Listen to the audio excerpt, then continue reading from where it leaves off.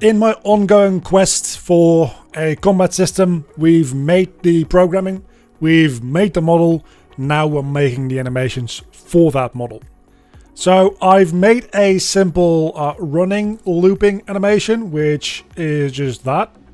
And then also this simple idle animation.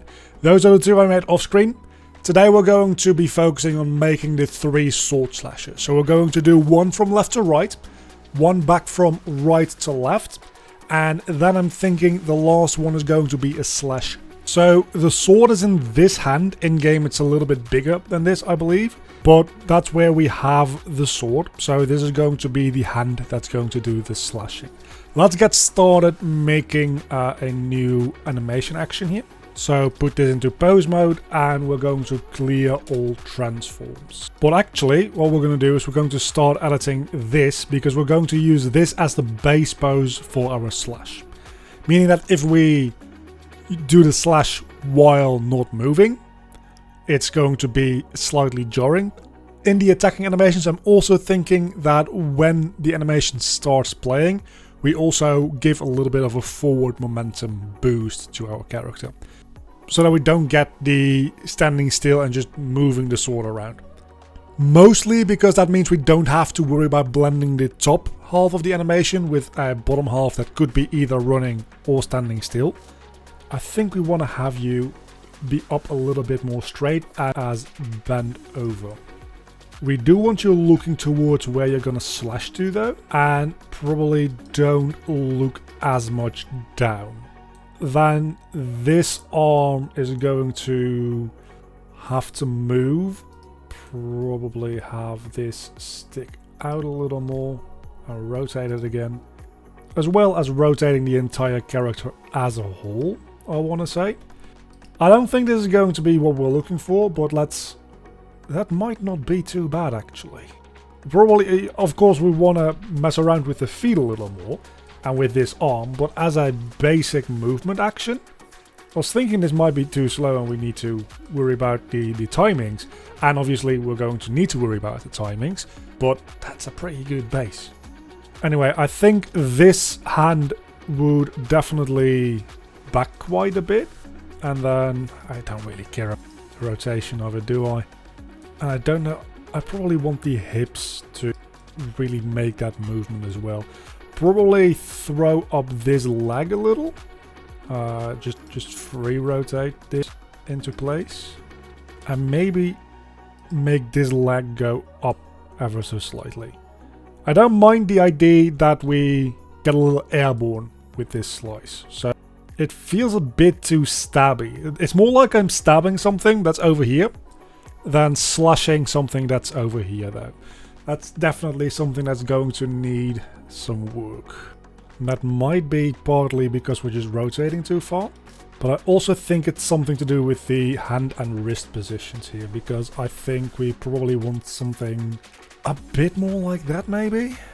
And what we're gonna do is at the end of all the animations, we are going to make a second extra keyframe that's just like 10 frames of very subtle slow movement, so that there's still animation data there, just for the technical reasons, so that when the animation finishes, we still have a couple of frames to do our next input.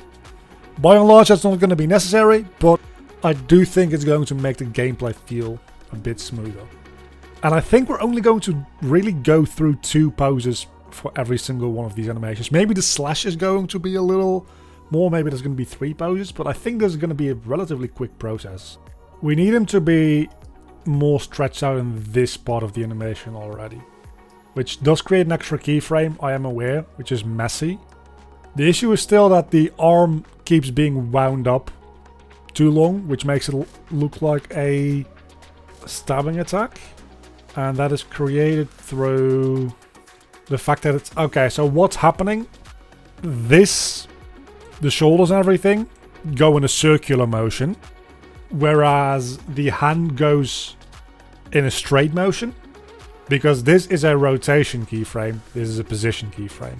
So we need this to go in a circular motion along with the shoulders. With the graph editor, should in theory be possible. with just the 2 keyframes I have. That would be ideal if that's possible.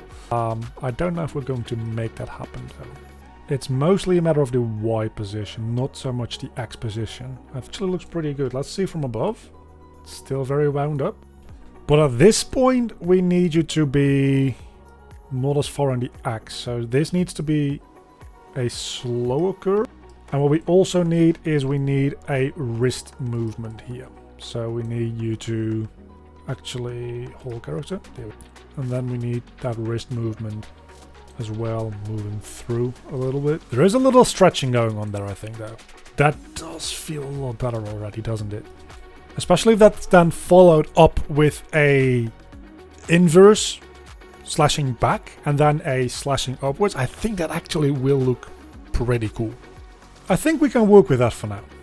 I think that's a pretty much good enough animation. So we can really just take this keyframe for whole character, put it back to this, and where do we go from here, right? We're going to rotate the hips and shoulders back in that direction as well, which already was more or less the case due to the final keyframe of that previous animation. Rotating the head in that direction, and then I'm thinking we probably want to do a little bit of wrist rotation here, like that. That might be a bit too much, but let's see what it looks like. And then at 40 frames, obviously, we're going to go back to a neutral direction. That knee definitely needs to start pointing in a halfway sensible direction at least.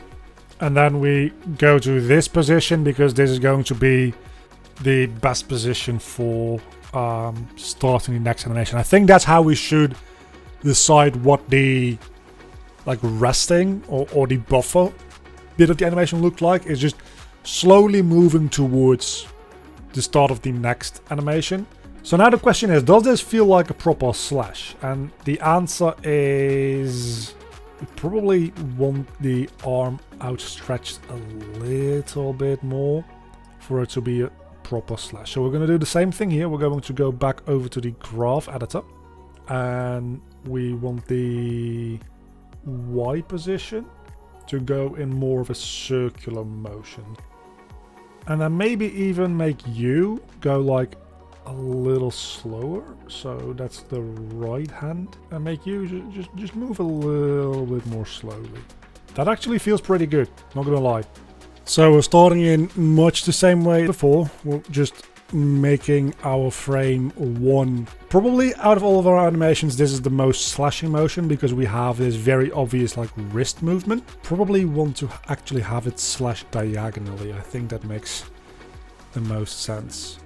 Can't have it clip through its face. And that's more of an issue than you might think. Probably actually rotate the shoulders and head a little bit because we are still moving in that direction, right? So we probably need to have some of that, which then allows the more slashing movement. And again, this is going to need to have a little bit of retiming on the curves or adjustment on the curves, because right now it's just a straight movement while it's supposed to be more of a round movement. And obviously this arm is going to need to move back. Going to take these, make them a little lower to give the upwards movement a bit more springiness, because these are going to straighten out. Going back into the curves and messing with your hand. Maybe the wrist rotation needs to be messed around with a little so that there's a bit more of a swing arc. Also do keep in mind that the actual sword is going to be slightly bigger in game. This attack will always result in going back to the beginning of the state machine. So this doesn't actually need to blend. I definitely feel like hold on. I feel like one of these legs, this one I think, could do with being lifted up in the air. It feels like there's mostly only the root motion. I think there should be a bit of discrepancy between the amount of rotation everything gets. Look, that feels better, I think. There's also the fact that it just stops moving after 10 frames, obviously. Let's just import this all into the engine and see what it looks and feels like. I actually quite like this. We've got a working combo! It's not perfect, obviously, because just look at the legs during the combo. That just looks a bit weird. But that's more so to do with the fact that if we give it a little bit of a forward and upwards boost every time we attack, we're going to have decently floaty combat, but that's kind of what I'm going for. And it saves me a lot of trouble with the animations, as I talked about before. So honestly, I like it. I'm happy.